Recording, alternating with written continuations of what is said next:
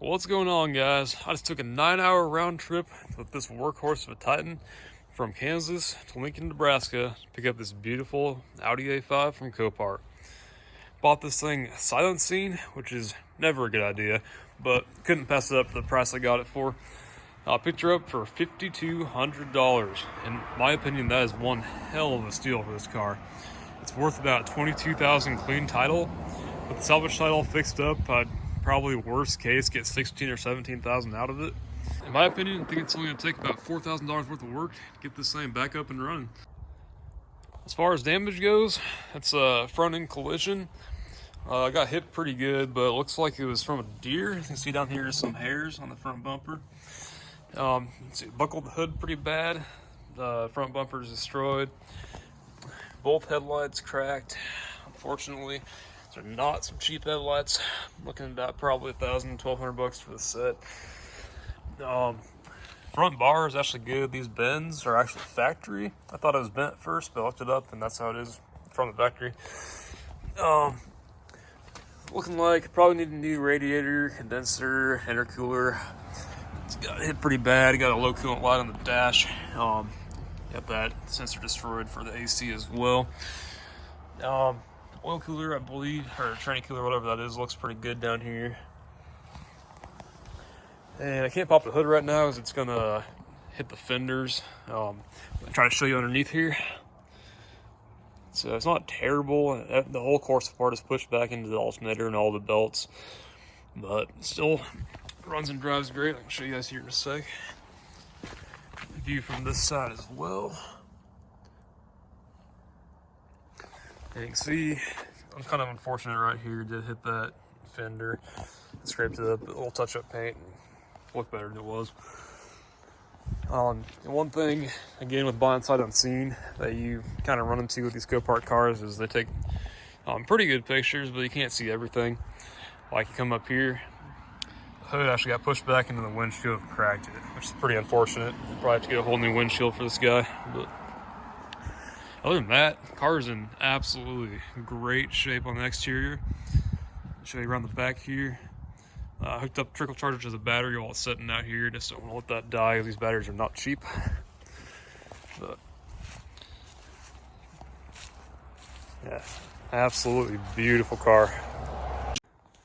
Another thing I didn't notice in the listing that's actually a good thing is this guy's actually kind of modified. You can kind of see here it's sitting pretty low. At first I didn't notice it was that low. You can see the wheels to the fender here. Not much of a gap at all. So this guy's actually got some lowering springs on it. You can zoom in here, I don't know if you'll be able to see them, but they're back in the back here. You can see that red spring. So it's got some nice lowering springs. Got some wheel spacers from ECS. All the way around, front and rear. Gives it a nice stance. And these wheels actually did not come with the car either. They are legit official Audi wheels. They did not come as an option on this car, so someone spent a good chunk of change and some very nice, looks like pretty new wheels for these guys. They're 19-inch, 15-spoke, repping some nice Michelin tires, which actually had good tread on them, unlike some of the cars I bought. And as far as the interior goes, it's also in very good shape. Aside from that, and me stepping inside and out of a super dirty parking lot, is in amazing condition. The guy that owned this before, or girl, absolutely took care of it. It's spotless. Back seats look great as well. Man, oh man, it's a beautiful car. Let's step inside here. Only got 63,000 miles on the clock.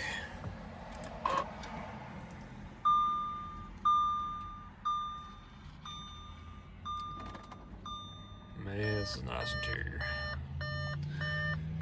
Starts up, runs great. Got all sorts of warnings I'll probably pop up here like they did before. But check coolant level. I mean, this radiator is definitely toast, but you can start running for a good 3-4 minutes without any problem. So that is concerning. Let's go get my scanner and figure out what actual codes are pulling up on this guy. I'm going to be using OBD11 to read the codes, which is used on your phone.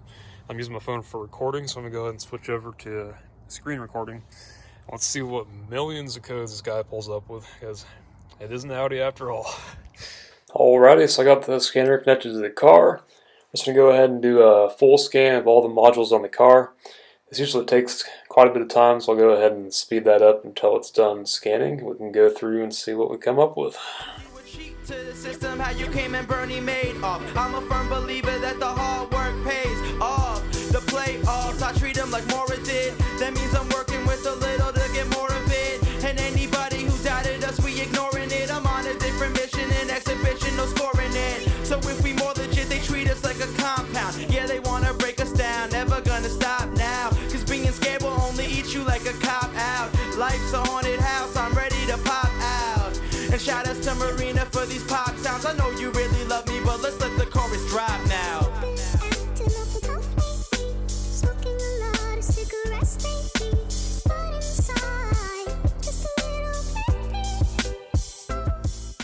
Alright, looks like she's all finished up. Got a total of 18 codes, which honestly isn't as bad as I was expecting. Let's go through here. Start out first with the engine. Pull up the faults. Looks like a Riot electro-hydraulic engine mount. Pretty interesting. Maybe just a sensor or something. Got a code for the reduced oil pressure switch. It's honestly a very good sign there.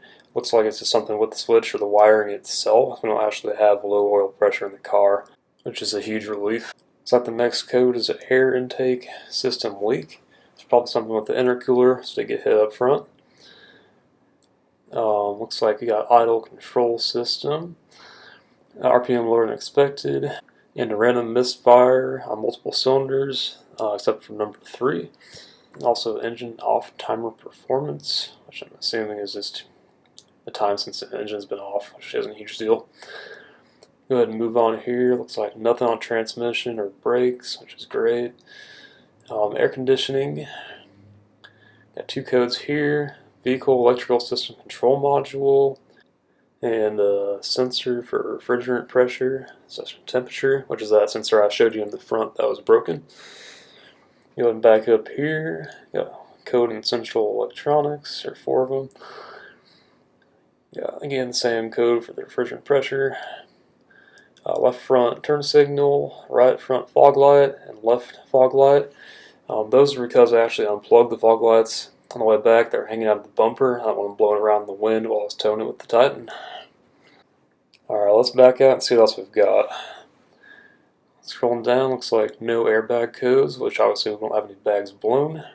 Here in Gateway, got 1 fault, energy management active, which I'm assuming is because the battery is slightly low. Looks like got some codes in driver door, heated outside mirrors. That's interesting. Let's have to look into that and find out what's wrong with those. And rear view camera. Looks like audio video input 1 on that. Not really sure what that means, but it's just a intermittent code anyways. And that concludes it for all the codes in the car. One thing I also wanted to check and see was if this car happened to have a tune on it, because with the other modifications there's definitely a chance. So if you go in here to the engine, you can pull up the information, and I believe if it happens to have a tune, you go down here and look at the software version or the hardware version. It should say something along the lines of APR or JHM 91 or stage 1. And it looks like this is just factored, unfortunately. That's too bad. I was hoping I'd get a little more power out of this guy. So I plan on making a bunch of videos on this guy as I fix it up, with all the progress and any issues I run into. I can do a breakdown of the cost at the end. Hopefully get a good sale price on her. So make sure you guys hit that subscribe button, like, share, and stay tuned for all the progress to come. Thank you guys, and I'll catch you on the next one.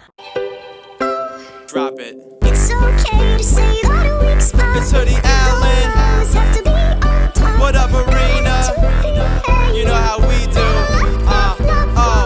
They telling me to take the safe route. This is the detour. Hoodie baby, you ain't seen